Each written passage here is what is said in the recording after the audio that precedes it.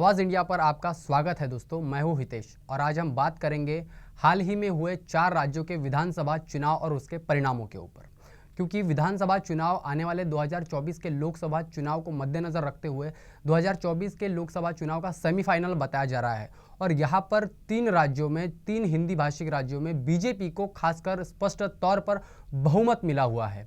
इन सभी राज्यों में बीजेपी को स्पष्ट बहुमत मिलने की क्या वजह थी और तमाम बहुजन समाज पार्टी है या फिर और प्रादेशिक राज्य में जो पार्टियां काम कर रही है उनके जो चुनाव परिणाम है वो स्पष्ट रूप से क्यों नहीं क्लियर हो पा रहे हैं और कांग्रेस का यहाँ पर बैकफुट पर रहना, इन सारे सवालों के जवाब के ऊपर आज हम बात करने वाले हैं। तो सबसे पहले बात करते हैं राजस्थान चुनाव परिणाम की। तो राजस्थान में बीजेपी को 115 सीटें मिली है 41% वोट शेयर के साथ। कांग्रेस की बात करें तो वहां पर 69 मतलब 69 सीटें कांग्रेस को मिली है विथ 49% जो वोट शेयर है वो कांग्रेस के हिस्से में आया है। बसपा की अगर हम बात करते हैं बहुजन समाज पार्टी की, तो पिछले विधानसभा चुनाव को लेकर के इस बार बहुजन समाज पार्टी का प्रदर्शन काफी बुरा रहा, लेकिन 2 सीटों पर बसपा को यहां पर सफलता मिली है विथ 1.82 मतलब 2% वोट शेयर जो है बहुजन समाज पार्टी के हिस्से में आया हुआ है। अब बात करते हैं कि मध्य प्रदेश विधानसभा चुनाव के बारे में। तो मध्य प्रदेश में खासकर बहुजन समाज पार्टी ने अच्छा प्रदर्शन तो नहीं किया, लेकिन जो वोट शेयर है वो 3.40% बहुजन समाज पार्टी के हिस्से में आया। लेकिन पिछले बार शिवराज सिंह चौहान की जो सरकार वहां पर चल रही थी, वहां पर शिवराज सिंह चौहान के नेतृत्व में बीजेपी ने चुनाव लड़ा। चुनाव लड़ने के बाद में 163 सीटों पर बीजेपी ने जीत हासिल की है और उसके बाद में कांग्रेस 66 सीटों पर सिमट कर रही गई है विद 40% वोट शेयर के साथ में। तो कहीं ना कहीं यहां पर यह सवाल उठता है कि इन सभी राज्यों में बीजेपी को स्पष्ट तौर पर बहुमत क्यों मिल रहा है, उसके ऊपर भी हम लोग आगे बात करेंगे। लेकिन सबसे पहले छत्तीसगढ़ विधानसभा चुनाव के बारे में भी कुछ आंकड़े जो आए हैं उन आंकड़ों पर बात कर लेते हैं। छत्तीसगढ़ विधानसभा चुनाव में बीजेपी को 54 सीटें मिली है 46% वोट शेयर के साथ। कांग्रेस की अगर हम बात करें, जहां पर कांग्रेस का वह गृह राज्य था, जहां पर कांग्रेस की सरकार थी, वहां पर कांग्रेस को सिर्फ 35 सीटें मिली है विद 42% वोट शेयर के साथ में, मतलब 42% वोट शेयर कांग्रेस को मिला है। बहुजन समाज पार्टी की अगर बात करें तो वहां पर पिछले बार 2 विधायक तो बहुजन समाज पार्टी के छत्तीसगढ़ में थे, लेकिन इस बार एक भी विधायक वहां पर चुनकर नहीं आया और लगभग 2.8% मतलब 2% वोट शेयर जो है बहुजन समाज पार्टी को वहां पर मिला हुआ है। यह काफी खराब प्रदर्शन बहुजन समाज पार्टी का रहा है। अब बात करते हैं कि पूरे दमखम से बहुजन समाज पार्टी तेलंगाना में लड़ी, लेकिन तेलंगाना के जो रिजल्ट है, तेलंगाना के जो परिणाम है वो बहुजन समाज पार्टी के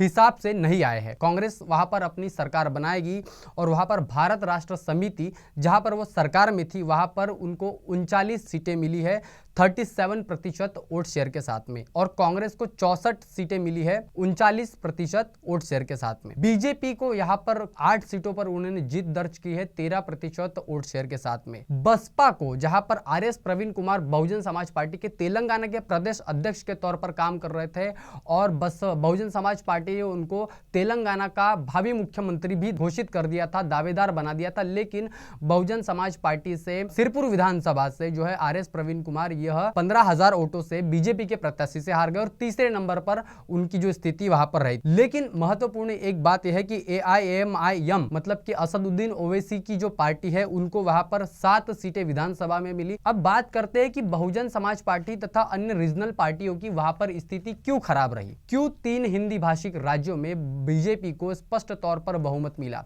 क्योंकि खासकर अपने गृह राज्य में जहां पर कांग्रेस की पिछले सालों में सत्ता थी, वहां पर कांग्रेस क्यों हार गई, क्यों बैकफुट पर रही, इन सब विषयों के ऊपर अभी हम बात करेंगे। राजस्थान में जहां पर बसपा के पहले 6 विधायक थे वहां पर अभी 2 विधायक हैं, और आने वाले समय में छत्तीसगढ़ में जहां पर 2 विधायक थे अभी एक भी विधायक नहीं है। मध्य प्रदेश में कभी खासा अच्छा प्रदर्शन करने वाली बहुजन समाज पार्टी कहीं ना कहीं 6 उम्मीदवारों को वहां पर खड़ा करती थी और जीत हासिल करती थी, लेकिन तीनों राज्यों में, मतलब अगर आप राजस्थान को छोड़ दे तो बाकी तीनों राज्यों में बसपा का खाता भी नहीं खुला। तो ऐसी स्थिति बहुजन समाज पार्टी की है। अब आने वाले समय में 2024 के चुनाव को लेकर के सेमीफाइनल तो अभी ये चल रहा है, लेकिन इसको मद्देनजर रखते हुए 2024 में क्या बहुजन समाज पार्टी और अन्य रीजनल पार्टियां काम कर पाएगी? ऐसे में बहुजन समाज पार्टी की मुखिया बहन मायावती जी ने एक्स प्लेटफॉर्म पर लिखते हुए कहा कि बहुजन समाज पार्टी ने चुनाव में अच्छा प्रदर्शन किया, लेकिन बीजेपी को स्पष्ट तौर पर बहुमत मिलना, यह बात कहीं ना कहीं गले से नहीं उतर रही है, और साथ ही यह एक तरफा बहुमत आने से सभी सभी लोगों को शंकित, अचंभित और चिंतित होना स्वाभाविक है। मायावती जी ने एक्स पर लिखा कि बीएसपी के जो लोग हैं, जो कार्यकर्ता है, उन्होंने तन मन धन से दमदारी के साथ यह चुनाव लड़ा, लेकिन जिससे नए माहौल में नई जान आ गई, लेकिन जो परिणाम सामने आए उस परिणाम से बहुजन समाज पार्टी में कहीं ना कहीं निराशा उनके लोगों में हाथ आई है। और इसीलिए उन्होंने अपने कार्यकर्ताओं को कहा कि ऐसे चुनाव परिणाम आएंगे और जाएंगे, लेकिन आप अपना जो संघर्ष है वो जारी रखिए, क्योंकि हमें बाबा साहब अम्बेडकर के हम लोग वंशज है और संघर्ष हमारा काम है। ऐसी बात को आगे बढ़ाते हुए उन्होंने अपने कार्यकर्ताओं को कहीं ना कहीं प्रेरणा दी और 2024 के चुनाव को लेकर के तैयारियां करने की भी संभावना जो है उन्होंने बहन मायावती जी ने अपने कार्यकर्ताओं को दी। लेकिन 10 दिसंबर को इन सभी चुनावी मामलों के ऊपर शायद एक समीक्षा बैठक के रूप में बहुजन समाज पार्टी की नेत्री मायावती जी ने 10 दिसंबर को लखनऊ में, या मायावती जी क्या निर्णय लेती ये तो 10 तारीख को ही पता चलेगा। वर्तमान में जो स्थिति इस देश में चल रही है, क्योंकि एक तरफा बहुजन समाज पार्टी कहीं ना कहीं बैकफुट पर रही है, कांग्रेस के हाथों से जो है सत्ता बीजेपी के हाथ में चली जा रही है, तो यह एक चिंताजनक बात देश के नागरिकों के सामने दिखाई दे रही है। जहां पर बेरोजगारी, जहां पर शिक्षा और जहां पर स्वास्थ्य जैसी मूलभूत सुविधा लोगों तक नहीं पहुंच रही है, खासकर बीजेपी शासित राज्यों में, वहां पर फिर से बीजेपी का आना जनता के लिए एक असंतोष वाला कारण अगर हम मान सकते हैं तो यह एक बहुत बड़ा कारण है। बीजेपी पिछले चुनाव में जैसे जिस तरीके से जीत हासिल कर रही है, उस तरीके से अभी वो क्यों जीत हासिल कर पा रही है, तो आइए जानते हैं क्या है वो कारण जिसके वजह से बीजेपी बार बार सत्ता में आ रही है। आरएसएस बीजेपी को कंट्रोल करती है और कंट्रोलिंग के तौर पर बीजेपी को आगे रखते हुए आरएसएस पीछे से साथ में खड़ी रही। तो यहाँ पर विचारधारा की जीत हो रही है, मतलब बीजेपी अपनी जो लाइन है, हिंदुत्व की लाइन है, इस लाइन पे कंटिन्यू काम कर रही है और इसी लाइन के साथ में हिंदुत्व को भी नहीं छोड़ रही है। धार्मिक राजनीति करके, जो ध्रुवीकरण करके सामाजिक और जो धार्मिक संगठन है उनको कहीं ना कहीं धर्म के नाम पर बरगलाने का काम, धर्म के नाम पर पंगु बनाने का काम जो बीजेपी कर रही है वो अच्छे तरीके से कर रही है। जहां पर बड़ी बड़ी धार्मिक सभाएं और बड़े बड़े संतों और बड़े बड़े जो योगी है उनके जो धार्मिक कार्यक्रम होते हैं वो बीजेपी लगाने के साथ में देश के तमाम जो ओबीसी समुदाय है, जहां पर वो बीजेपी का बहुत बड़ा वोट बैंक माना जाता है, उनके दिमाग पर कहीं ना कहीं ये धार्मिक चीजों का प्रेशराइज जो कर रही है बीजेपी, ये एक उनकी जीत का मुख्य कारण हो सकती है। अगर हम बात करें कि वर्तमान में बहुजन समाज पार्टी और बीजेपी का अगर रोड मैप देखा जाए तो बीजेपी जो है वो 5 साल काम करती है, बीएसपी चुनावी सभाएं करती है, तो बरसाती मेंढक कैसे बरसात में निकलते हैं, सिर्फ 6 या 8 महीनों के लिए बहुजन समाज पार्टी काम करती है। और बीजेपी और कांग्रेस देखिए 5 साल का जो उनका काम करने के जो तरीके हैं, जो विभिन्न सभाएं आयोजित करते हैं, धार्मिक त्योहारों में लोगों को हमेशा साथ में लेकर के चलते हैं, लोगों के सुख दुख में वो साथ में चलते हैं। भले ही हिंदुत्व उनका एजेंडा है, लेकिन उसके साथ को लेकर के चलने का जो काम है वो बीजेपी कर रही है, तो यह एक कारण भी हो सकता है। लेकिन दूसरी तरफ कहीं ना कहीं हिंदुत्व वाली राजनीति आज देश के प्रधानमंत्री भी कर रहे हैं, गृह मंत्री भी कर रहे हैं, और इसी वजह से देश में धर्म के नाम पर जो राजनीति हो रही है ये धार्मिक कारण ही है, जिसकी वजह से बीजेपी को बार बार एक तरफा सत्ता मिल रही है। कई ऐसे बीजेपी के द्वारा ऐसे प्रत्याशी खड़े किए गए थे जो संत है, जो महात्मा है, जो योगी बनने का ढोंग करते हैं, जो नाटक करते हैं,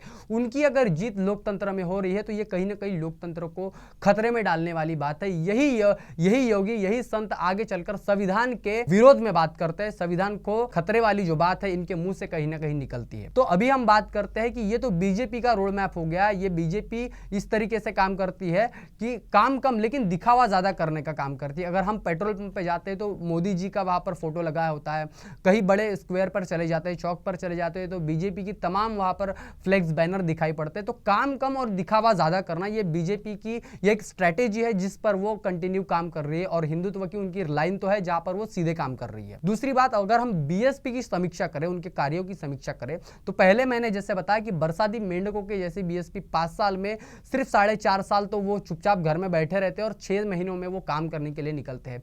सिर्फ कुछ चुनावी रैलियां करने से बहुजन समाज एकत्रित नहीं आने वाला, सरकार नहीं बनने वाली, तो अभी तो आपको 5 साल वहां पर काम करना पड़ेगा। बीएसपी से निकलकर जो अभी अलग हुए हैं, उन्होंने बीएसपी के ऊपर आरोप लगाते हुए यह कहा है कि बहुजन समाज पार्टी जो है अपनी मूल विचारधारा से कहीं ना कहीं पिछड़ चुकी है। मतलब कि कांशीराम साहब ने जिस आइडियोलॉजी के ऊपर काम करने की बात कही थी, उस आइडियोलॉजी को कहीं ना कहीं बहुजन समाज पार्टी भूल चुकी है, या फिर मायावती जी उसके ऊपर काम नहीं कर रही। यह भी एक सवालिया निशान जो है बहुजन समाज पार्टी की मायावती जी के ऊपर लगाया जाता है। सवाल यह भी उठता है कि अभी जो वर्तमान में स्थिति चल रही है, जिस तरीके से धर्म का ध्रुवीकरण करके बीजेपी सत्ता में आ रही है, तो कहीं ना कहीं बहुजनवाद को आगे बढ़ाने का काम मायावती जी नहीं कर रही है। यह भी एक सवाल जो है उनके ऊपर खड़ा होता है। अब पिछले कई इलेक्शन और उसके चुनाव परिणाम की अगर हम बात करें, बीएसपी को कई चुनावों में कंटिन्यूअसली हार का सामना करना पड़ रहा है। तो कहीं ना कहीं अपने हार का ठीकरा बहन जी ईवीएम पर फोड़ती है, कहीं ना कहीं कांग्रेस पर फोड़ती है। तो इसके बजाय अगर कि बहुजन समाज पार्टी अपने हार की समीक्षा अगर करती है, अपने प्लानिंग स्ट्रेटेजी रणनीति को बदलती है, चुनावी रणनीति को समझने का काम करती है, तो आने वाले समय में शायद कुछ ना कुछ हो सकता है। लेकिन अगर आप रणनीति पर काम करेंगे, घिसी पिटी योजनाओं पर अगर आप काम करेंगे, तो उस पर बात नहीं बनने वाली है। क्योंकि लोगों को आजकल दिखावा करना, जो कि बीजेपी अच्छे तरीके से कर रही है, कांग्रेस भी अच्छे तरीके से कर रही है, क्योंकि बीजेपी और कांग्रेस से एक ही सिक्के के दो पहलू है, एक ही थाली के चट्टे बट्टे हैं। लेकिन बहुजन समाज पार्टी, यह महापुरुषों का आंदोलन है, इसको समझना और इसको आगे बढ़ाने का काम तो वर्तमान में मायावती जी कर रही है। लेकिन आने वाले समय में क्या यह आंदोलन खत्म हो जाएगा? क्या यह आंदोलन कहीं ना कहीं रुक जाएगा? यह भी एक सवाल उठता है। लेकिन अब आने वाले 2024 के चुनाव को लेकर के सवालिया निशान यह भी उठ रहे हैं, क्या 2024 में स्पष्ट तौर पर बीजेपी को बहुमत मिल सकता है? क्या इंडिया गठबंधन आने वाले 2024 में बीजेपी को रोक पाएगा? क्या बहन मायावती जी आने वाले 2024 में गठबंधन की राजनीति करके बीजेपी को मात दे पाएगी, या फिर बहुजन समाज पार्टी इंडिया गठबंधन में क्या अलायंस हो पाएगी, जुड़ पाएगी? इन सारे सवालों के जवाब आप हमारे कमेंट बॉक्स में दे सकते हैं। तब तक के लिए बने रहे आवाज इंडिया के साथ में। जय भीम, जय भारत।